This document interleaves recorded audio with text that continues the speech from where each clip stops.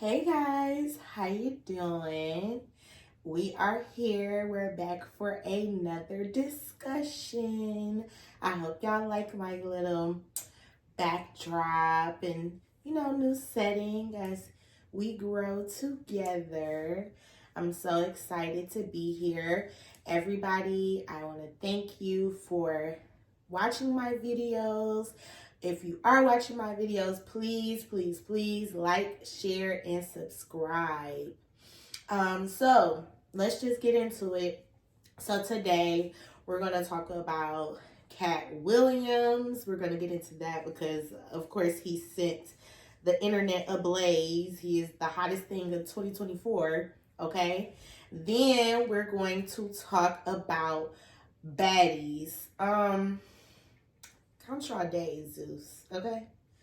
And then finally, we're going to talk about Johnathan Majors Part 2. So, if you know that I did cover this whole thing with Johnathan Majors earlier. And it's just really funny to see how it's unfolding. So, but let's get into it, okay? So, Katt Williams, baby, let me take a sip of this tea first. Because the tea was piping hot, okay, on Club Shay Shay. So, for everybody who doesn't know, and if you don't know, you've probably been like under a rock somewhere. Katt Williams did a interview with Shannon Sharp on Club Shay Shay just recently. And during this interview, it was just like a big cluster of secrets just spilled. Just all the tea was spilled, okay? He called out different comedians such as Steve Harvey, Cedric the Entertainer. He called out Ricky Smiley, Kevin Hart, Faison Love. He also called out Michael Blackston, and he did also say some things about Tiffany Haddish. He also called out some different celebrities too, like Ludacris and Diddy. And we already talked about Diddy too. Okay. So in this interview, he was just kind of going rumor by rumor or accusation by accusation and calling each person out that's had anything to say about him or that's done anything to him. In the industry, basically, he unloaded the full clip on the whole industry, okay? So one of the things that I noticed when I was watching his interview is that he is very true to himself. Like, it's crazy watching him talk because him talking is a lot like when he's doing stand-up, which is what I think captivated the nation. Is like how he is very eloquent. He talks very well, but he's passionate in what he says, and it just comes out, okay? And I think that in a world of lies, it's important to be able to differentiate the truth, okay?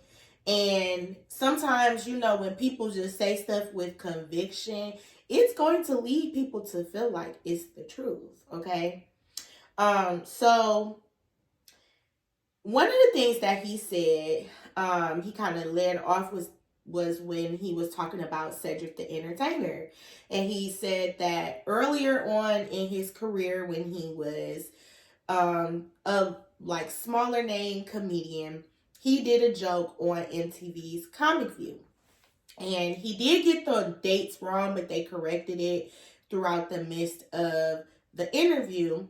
But long story short, he did the joke before Cedric the Entertainer. So apparently Cedric the Entertainer came. He saw him do his joke. He's up and coming, comes backstage. He's like, oh, you did a great job or whatever. And then turns around and does this same joke on Kings of Comedy a couple of years later. Okay. So apparently Katt Williams did call out Cedric the Entertainer for this previously, years ago. And on Club Shay Shay, Cedric the Entertainer came back and he asked him about this joke. Like, did you steal this joke? And he was like, the timelines don't match up or whatever. And so Katt Williams was really upset about that, especially considering the fact that they had a conversation. Apparently, Cedric the Entertainer apologized for what he did, and then to come back and then on a public platform act like it never happened. That's extremely disrespectful. Now, I saw the joke. Now, a lot of people, a little slow. A joke doesn't have to be verbatim for him to have taken this joke. So the joke in question was kind of talking about, like, Katt Williams was talking about how, you know, he'd be riding in a Cadillac with the music so loud that you wouldn't even hear it stop. So he kind of gets in the Cadillac, is doing the little, you know, to the side or whatever. So then when Cedric the Entertainer did this same joke, he kind of does the same formula for the joke. And he's basically talking about him being in a spaceship and how he'll ride that spaceship like a Cadillac on fours or whatever. And he's kind of doing the same little thing in the chair that Katt did. And I, looking at that joke, would look at it and say, yes, he stole that joke from Katt Williams.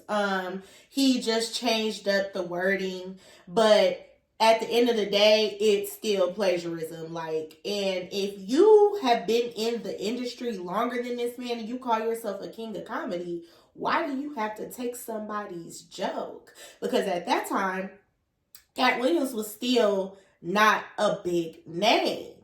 Okay, so you're going and you're taking the jokes of newer comedians, which leads me to think, like, who else did you do this to that possibly did not end up having the influence and clout that Katt Williams has to where he can be able to speak out about it? To be wondered. Okay, so a lot of responses came out from this. You got all the comedians coming out and speaking on it, okay? Because everybody has been talking about this interview. I mean, it has broke the internet. This is Katt Williams' internet right now, okay? He came on the scene in 2024, and he said this is the year where we're going to expose what's going on around here, okay? So one of the people who responded was Cedric the Entertainer. So in his response, he basically goes and says that his career cannot be reduced to just one joke.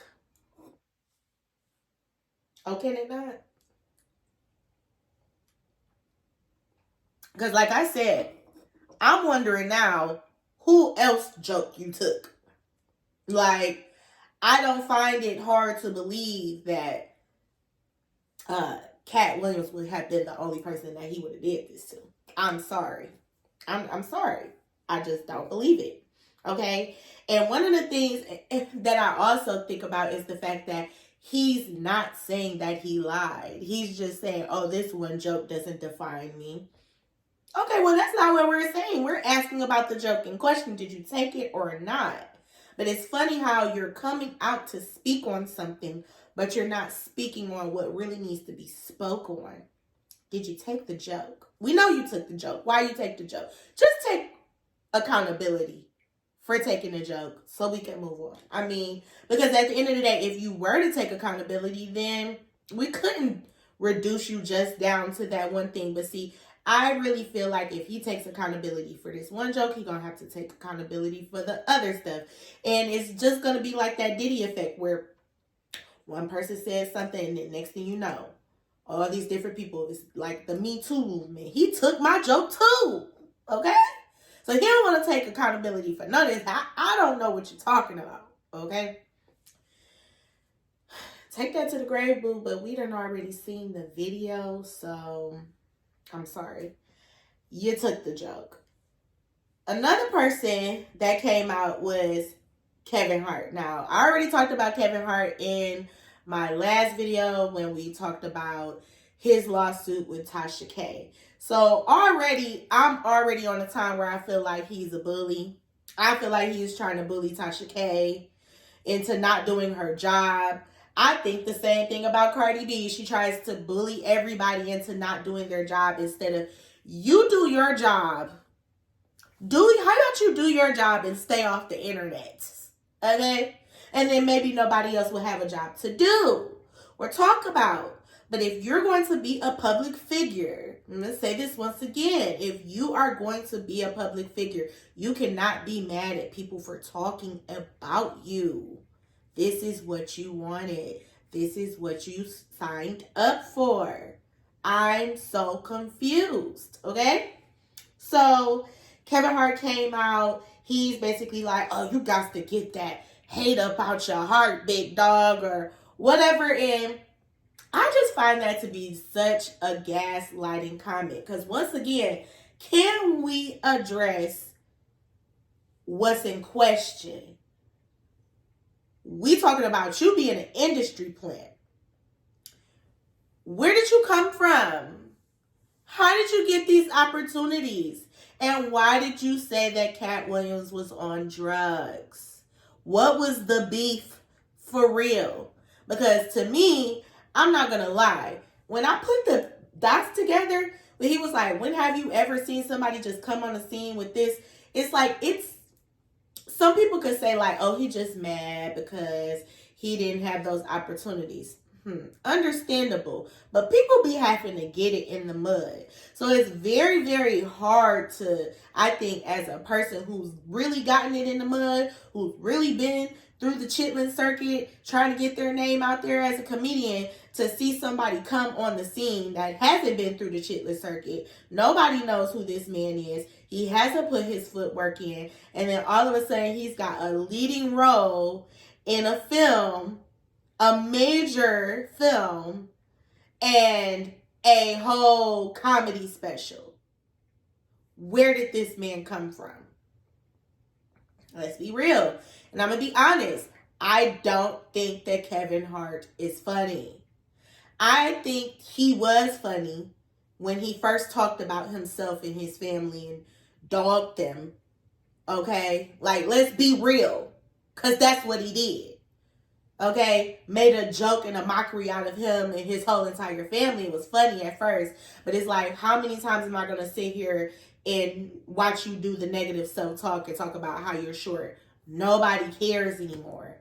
Nobody cares about how many times you could say you're short.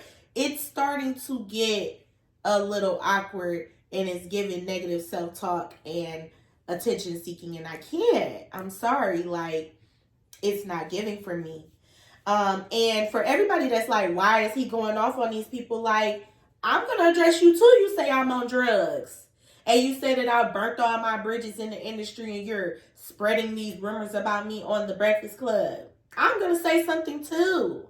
I'm going to say something to you too, Cedric. If you go on to Club Shay Shay and lie about something that you apologized to me for.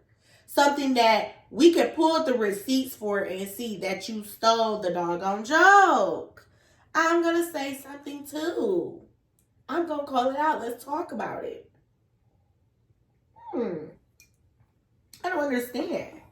Everybody wants him to be quiet. Why? They haven't been quiet. They're coming out saying stuff about him. Why can't he defend his honor? Okay? And I'm going to check every lie. From the rooter to the tutor. Okay? Ricky Smiley also came out. Now, Ricky Smiley, he came out, he was like on a peace pacifist type of thing. And then I think he was on a live or something and got to crying, which is like,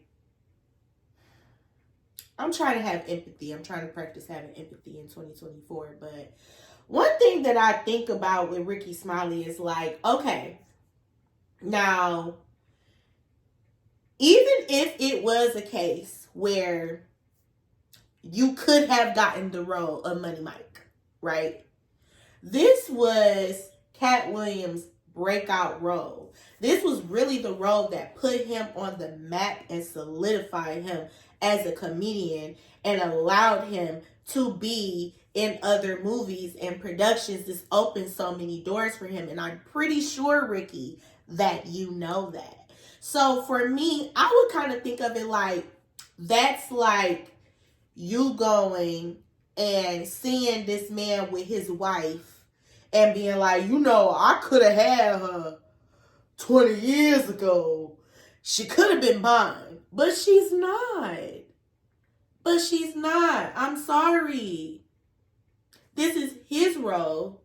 This was his breakout role, and it's giving hater. So if you come out and you giving out hater energy, don't be surprised when you get that energy back. You get back what you put out. And for you to have primarily a Christian audience, I would think that you understood that. I would think that you're going to operate at a higher level and not be a hater. Okay? Because you're being a hater. It's giving very much hater. And at the end of the day, regardless, Katt Williams came and made that role his own. Okay? Because even Ice Cube came out and said something about it. And he's like, listen, a lot of the things that he said was true. He's kind of laughing, saying some of the things that he said was exaggeration.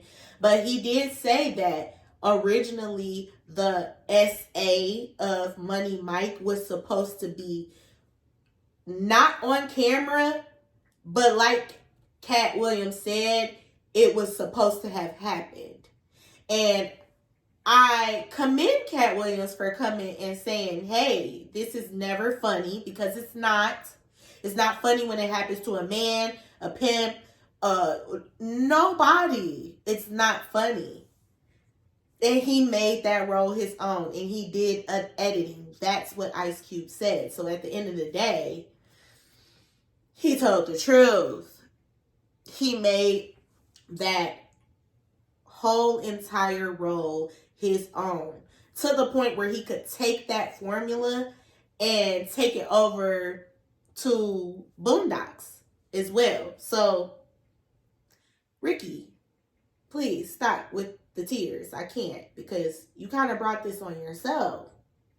And it also makes me think about like, I'm gonna look at you a little sideways too, because now that I put those dots together, because one thing about it,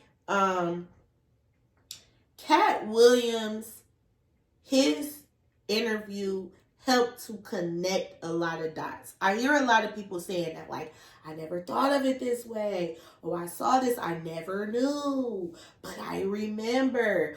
Now that makes sense. Like, people are having like these aha moments, right? And one of the dots that I connected is like, yeah, you do have primarily a Christian audience. My parents used to love Ricky Smiley. They were really devout Christians. Like, you did used to be at churches telling jokes and not as much on the chitlin circuit as your counterparts. He was at the churches and things like that. I do remember that. So why are you wearing dresses in all your films? Because I'm trying to figure out.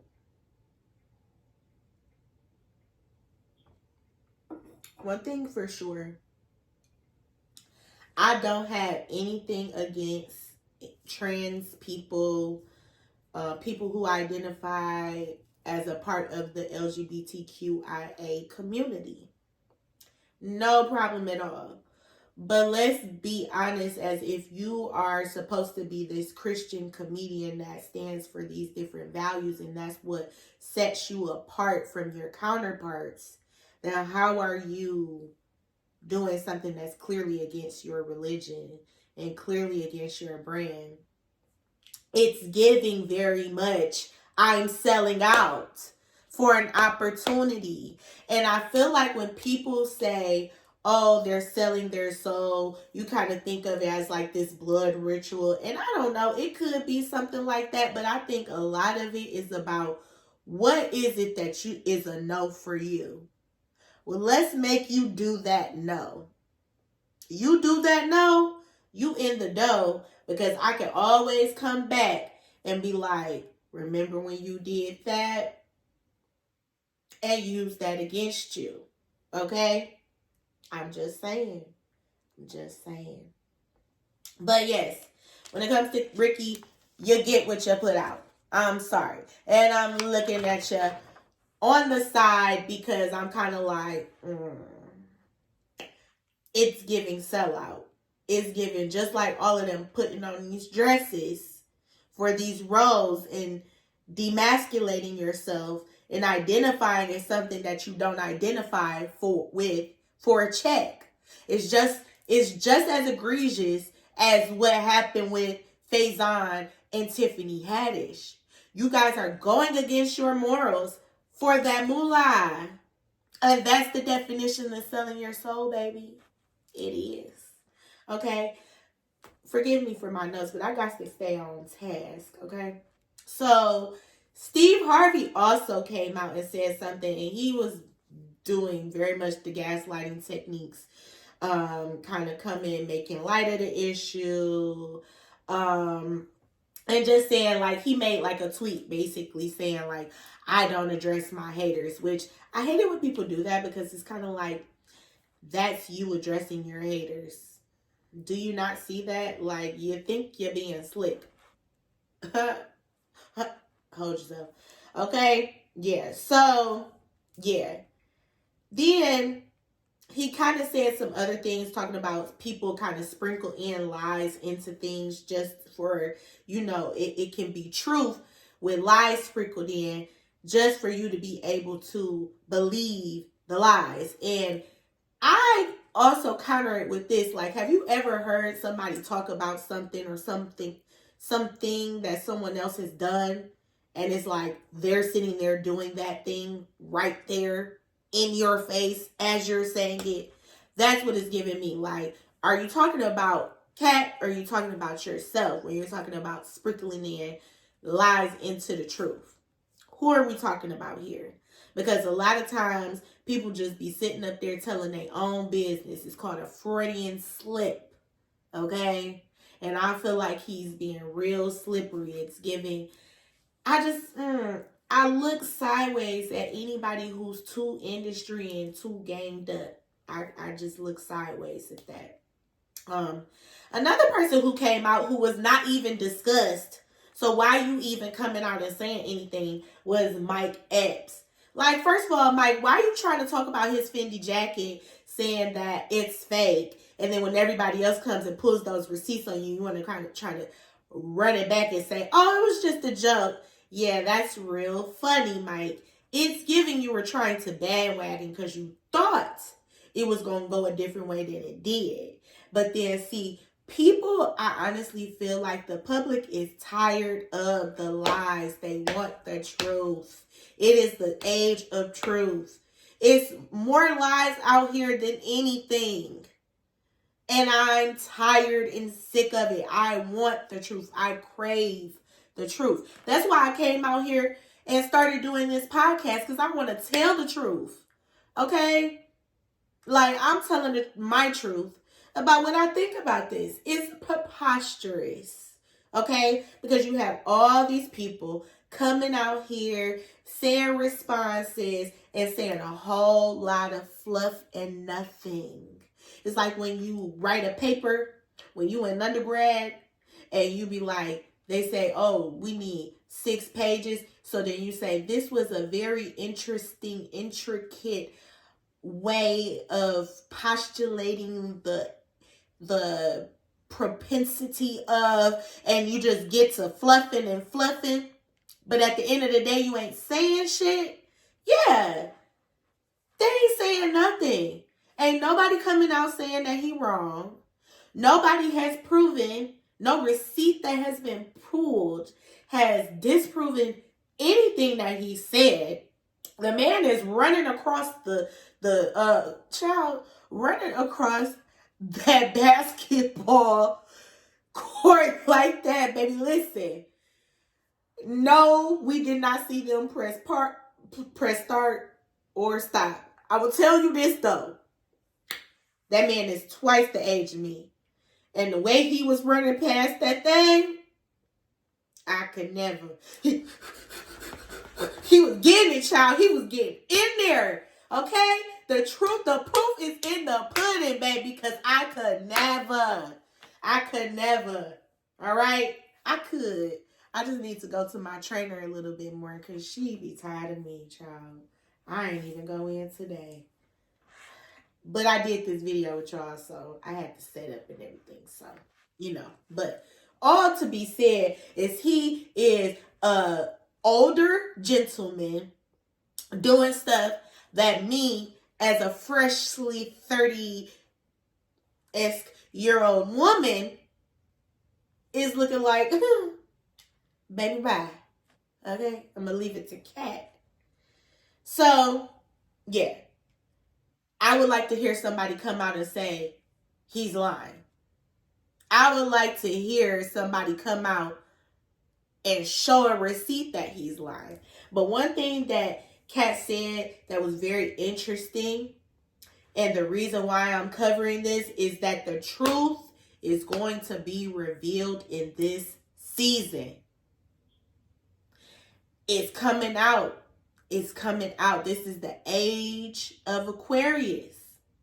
And this is that age and time where all the things that was going on underneath, they're going to be revealed.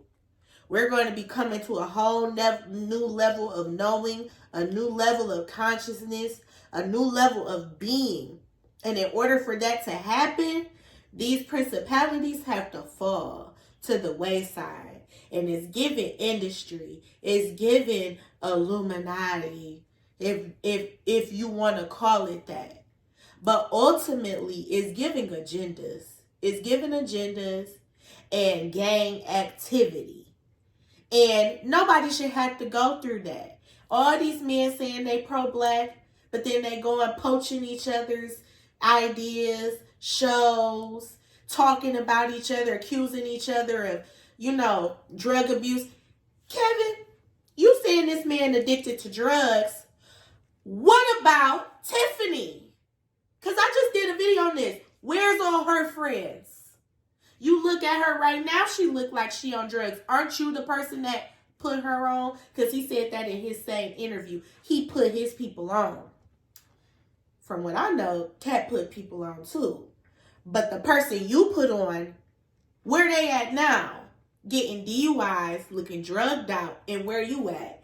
I don't see you coming to this lady defense. I don't see you trying to make sure she good. None of that. And then definitely how you coming at Tasha. And then he just filed some new paperwork on Tasha. It's giving bully. And it's giving not a leg to stand on. I really hope that she wins this case. I really do. Because the truth shall set us all free. Okay? And she be telling the truth. And that's why they mad. Okay? Moving on. Let me take a sip.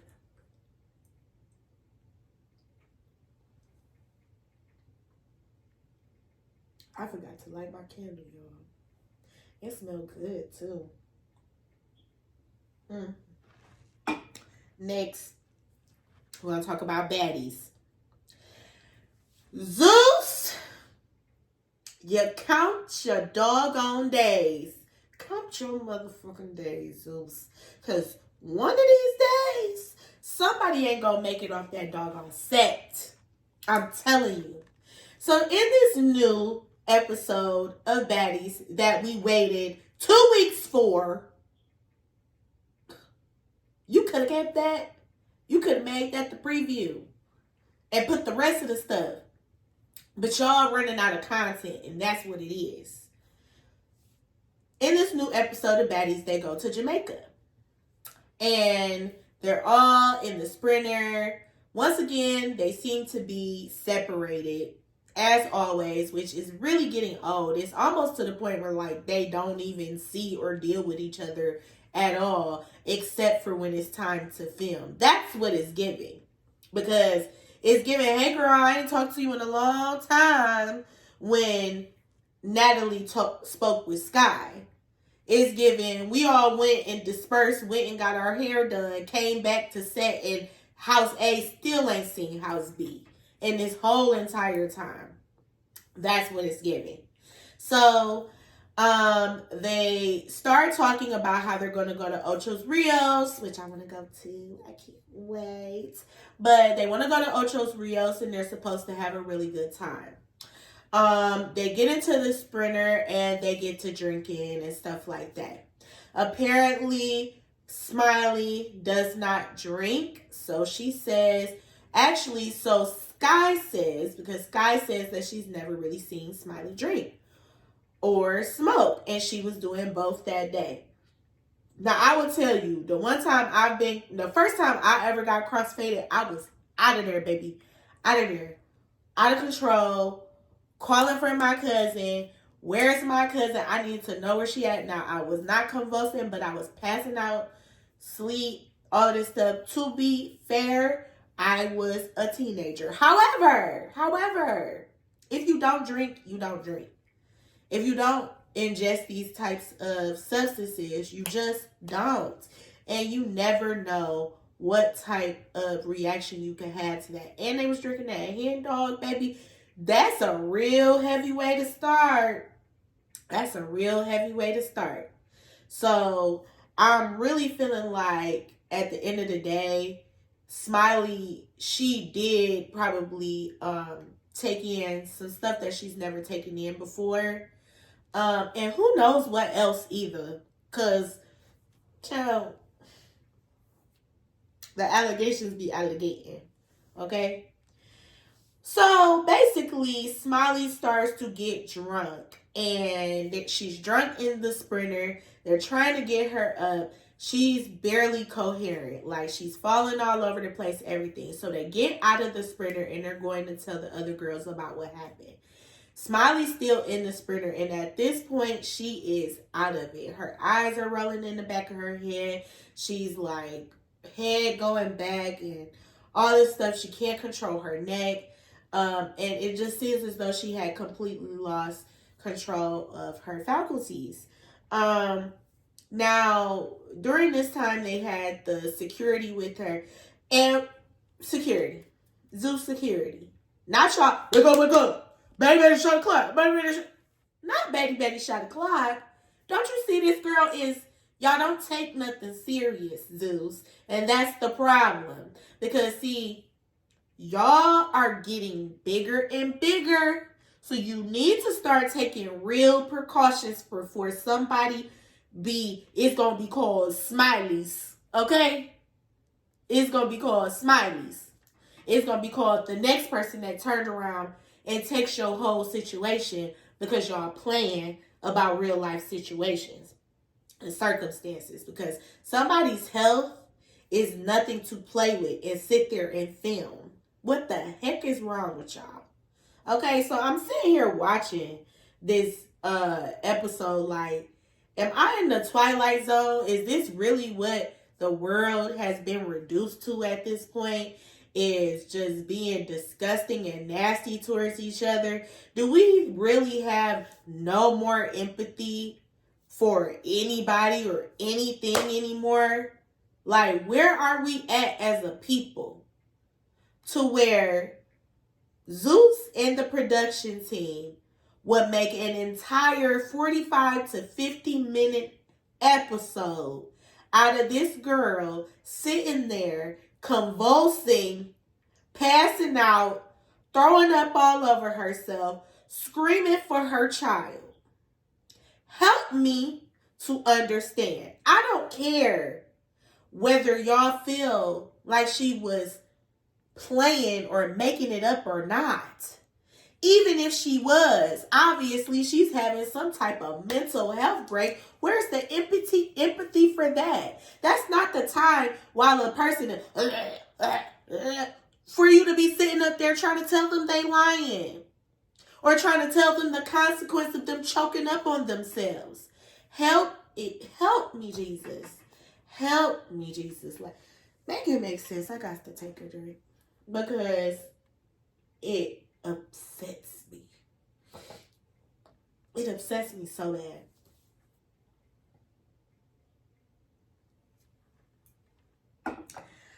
I can't believe that I sat there and watched that entire episode. Now, Natalie, heifer, you ain't right. And the next petition that needs to come up is for Natalie A to be gone. I know it's her show. I know it's her show. I liked Natalie. I was rooting for her.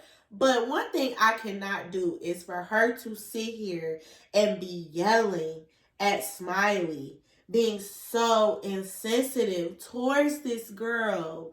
And she is convulsing like she's disgusting. And what type of EP are you? It's one thing, you may not like all the people on your cast, but one thing that is your job as an executive producer is to ensure the safety of everybody on your cast. Number one, you shouldn't have brought her crazy ass on the show in the first place after she done went and got your information from the Lord knows where. That was in itself endangering the entire cast, because you have to understand, a lot of these people have really had careers or have some type of name in the reality television world to where they have done this before, worked on different sets, worked on productions, and they have a fan base. And fans sometimes do be crazy. So for you to bring somebody on here who is known to be a scammer and you can't even call how she got your information, I feel like is a complete liability, Natalie. Like, you slow, girl. You fucking slow. And then for you to turn around and this same girl that you allowed to come onto the show and gave a chance to be on this show, you treat her like trash when she's seizing up on your show. You know what this episode really reminded me of was that Shanquilla Robinson case. That's one thing that make me feel like I will never go out the country or I don't care, out the state, down the street with some people I don't know that ain't for me. Because that's what's going to happen to you.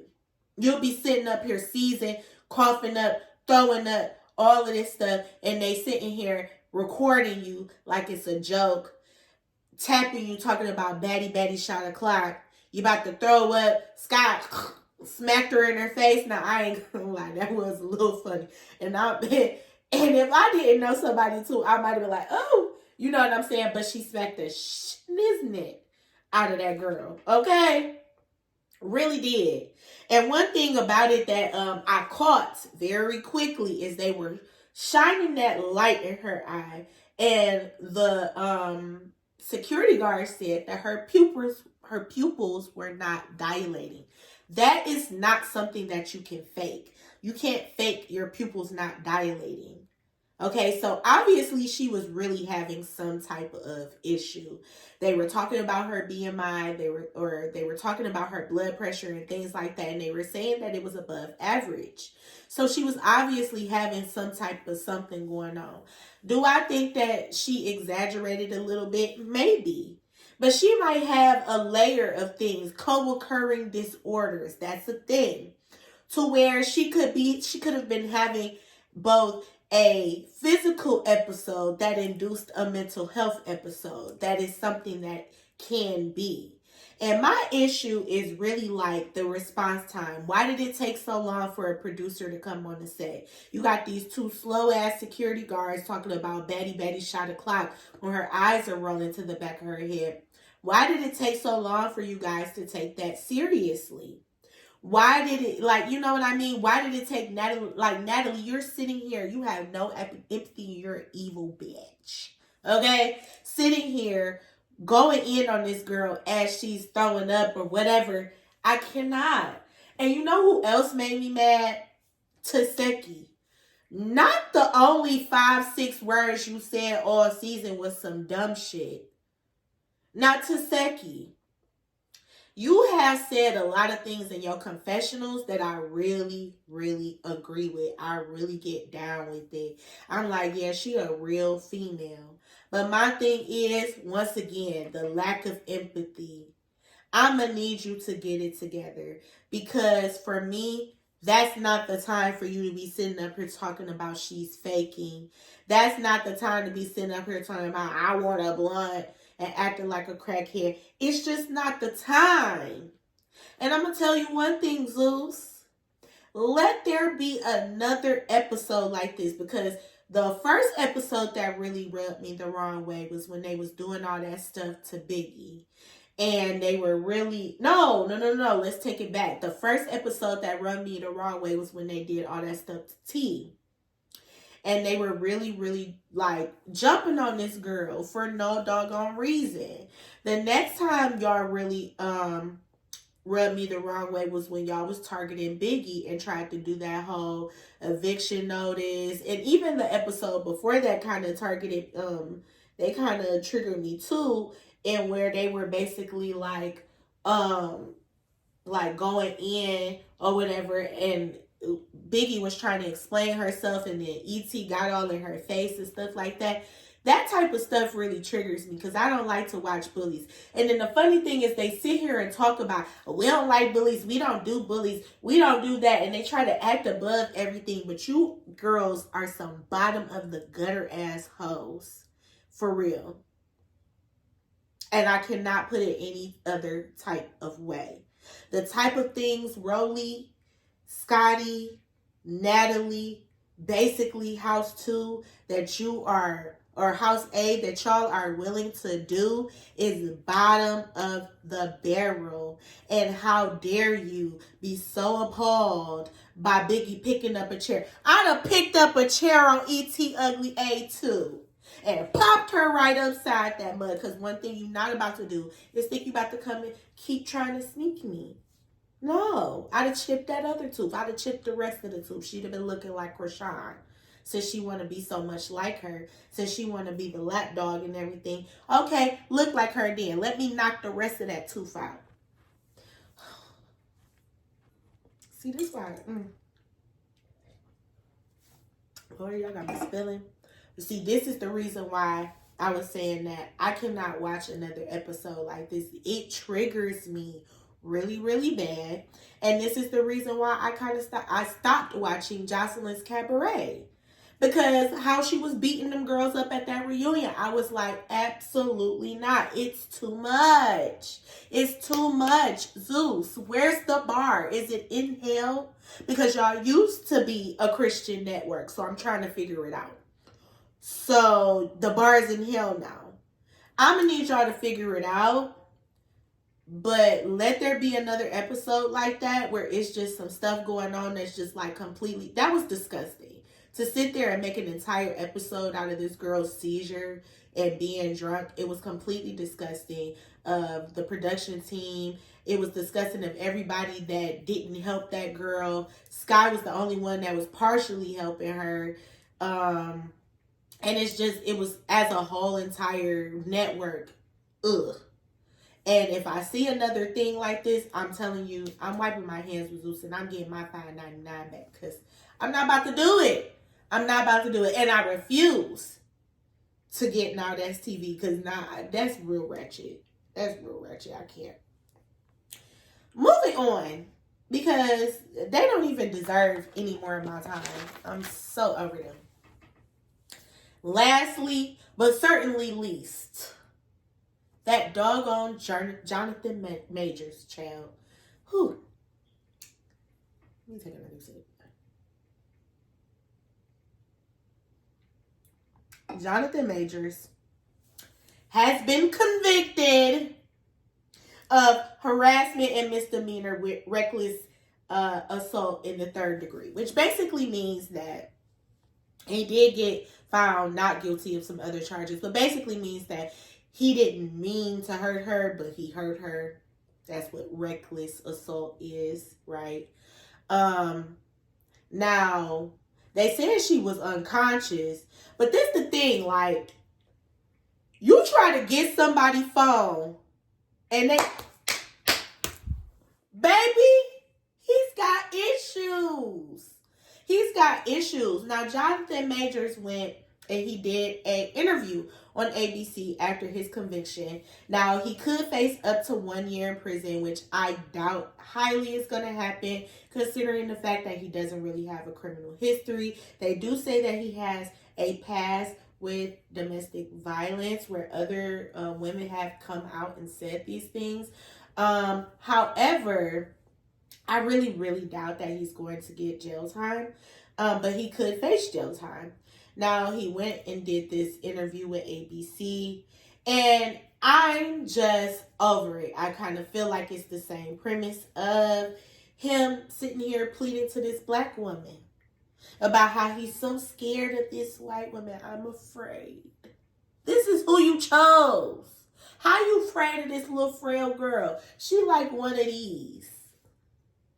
You can't even see it on the backdrop. It just disappeared. Help me to understand how you're so afraid of something you chose, of your preference. I don't understand. So the 911 call, basically he was like, she's unconscious or whatever. When they were talking about like the injury, she had a hit to her face, a fractured finger, and this apparently came from him trying to get the phone back. Now, or from her trying to get the phone back. Now, when the interviewer was like, well, how did she sustain the injuries? He like, I don't know. Now, one thing I'm going to say, this is going to be some real psychotic stuff if this girl went and did this stuff to herself and cut herself behind the ear. How you don't know? What, did you black out, sir? Are you that unhinged? You know you smacked that girl up in there and yoked her back up in that car, okay? And then ran away because you knew that she was going to call the popo on you. Okay, you know how she got hurt. You hurt her. And then the funny thing is they tried to show his injuries. Child, he had like a surface scratch. Child, I could scratch myself with my nail harder than he was scratching. He had like a little nick on his chin.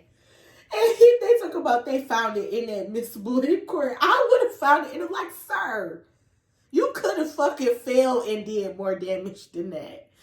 Please don't act like this girl having a fractured finger and being knocked the heck unconscious has any type of comparison to your scratches, your 2 little scratches that you got.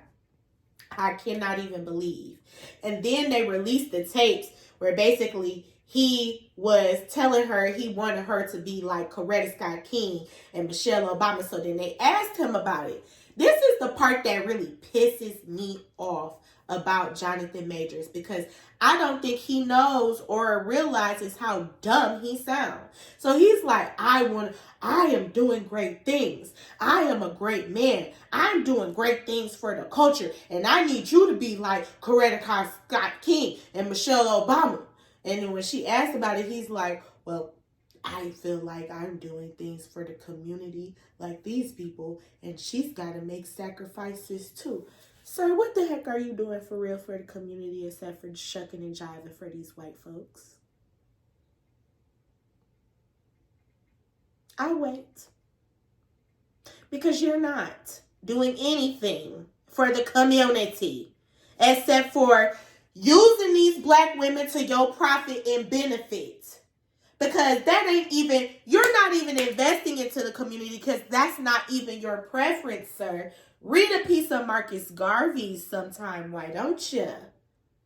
Why don't you? Because how are you investing into the community? How are you doing for the community? And how are you expecting for her to be like Coretta Scott King or Michelle Obama? And then turns around and calls Megan his Michelle Obama. Fight in the air. Fight in the air. Because no, you didn't. No, you did not. No, she's not your doggone Michelle. And then here's here's Megan on the side. Megan, you're pissing me off too. Because you're putting your whole everything on the line for this man. He guilty. And when he turn around and bop you upside the head because he decided he wanted to be back with Sally, I don't want to hear it. I don't want to hear it. Because she going to be right in court rocking just like this. Girl, bye. I'm not buying none of it. I'm not buying any of it. I think that Johnathan Majors is guilty. I think that he's gaslighting by doing this interview. And I think that it's a desperate plea for him to still be a part of the industry. I'll do anything. I surely hope that you guys think that I am worthy of a second chance. A second chance for what? Because according to you, you don't even know how this lady got them scratches or them hits or was unconscious or nothing. And you decide to go onto this platform with these black women that you don't even like. And black women, let's stop saving these type of men. I cannot anymore. I cannot with Johnathan Majors. Like, sir,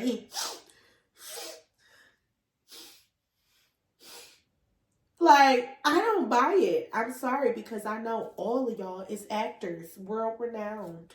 So, you want an Emmy? I'm just not buying it. So, yeah, it's giving desperate plea. Anywho, moving on. I just want to thank everybody again for all of the views that I've gotten. This is a really new channel. I'm super excited for everything that's to come. I really hope you guys like my new set and the new things that I have coming in 2024.